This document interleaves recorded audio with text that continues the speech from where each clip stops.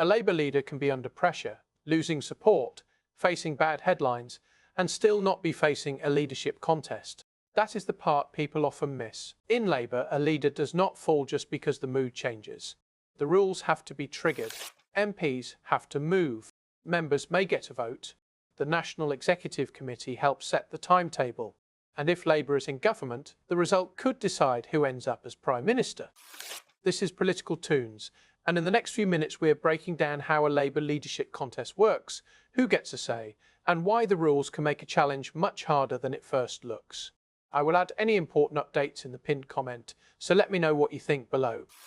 At the time of writing, there is live speculation around Labour's future, but speculation alone does not start anything. The central question is simple. How does Labour actually choose or replace its leader? There are two main routes. The cleanest route is resignation. If the Labour leader steps down, there is a vacancy and the party has to choose someone new. The harder route is a formal challenge. If the leader does not resign, a challenger has to prove they have serious support inside Parliament. Under the current rules, that means backing from 20% of Labour MPs in the House of Commons. That matters because the first barrier is not the party membership. It is the Parliamentary Labour Party. Labour MPs act as the gatekeepers. Members may get the final say later, but only if a challenger first gets through Westminster. This is one of the key points. Labour does not have the same kind of simple leadership, no confidence process used by the Conservatives. Labour MPs cannot just hold a vote and automatically remove the leader. A challenger has to use the leadership rules. So who can stand? Under the current rules, the candidate has to be a Commons member of the Parliamentary Labour Party. In plain English, they need to be a Labour MP, not a mayor, not a peer, not a senior Labour figure outside Parliament, unless they first become an MP. That is why some names can be talked about constantly, but still not have a direct route into the contest. If there is a vacancy, candidates also need support beyond Parliament. They need backing from constituency Labour parties, or from affiliated organisations such as trade unions and socialist societies. So a serious candidate needs to show support inside Westminster and across the wider Labour movement. A challenge to a sitting leader works differently.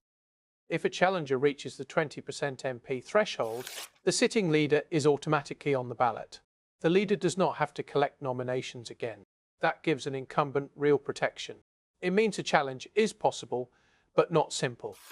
Once a contest reaches the wider party, the electorate expands. Eligible Labour members and affiliated supporters get to vote in one ballot, with one person, one vote.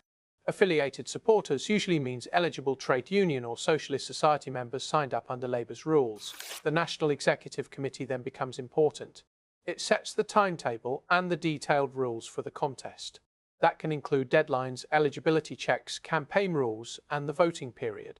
Under the current rulebook, eligible voters normally need at least 6 months of continuous membership before the timetable is announced. The winner is chosen by a preferential ballot. Voters rank the candidates. If one candidate gets more than half the vote on first preferences, they win. If not, the candidate in last place drops out, and their votes move to the next preference. That continues until someone passes 50%. So how long does it take? Not instantly. Some Labour internal ballots have used voting windows of about 2 weeks, but the full process can take several weeks. Nominations, eligibility checks, campaign rules, and the final timetable all have to be handled.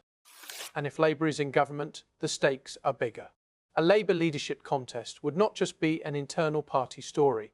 It could decide who becomes Prime Minister. The party leadership process and the handover at number 10 are separate, but in practice changing the governing party's leader usually means changing the Prime Minister too.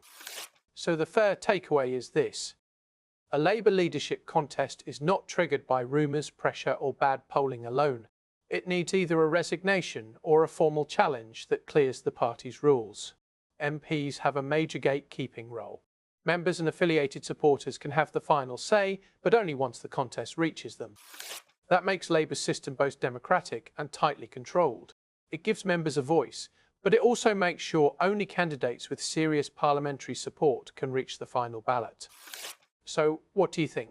Are Labour's rules a sensible way to test serious candidates, or do they make it too hard to challenge a leader? If anything important changes, I will add it in the pinned comment.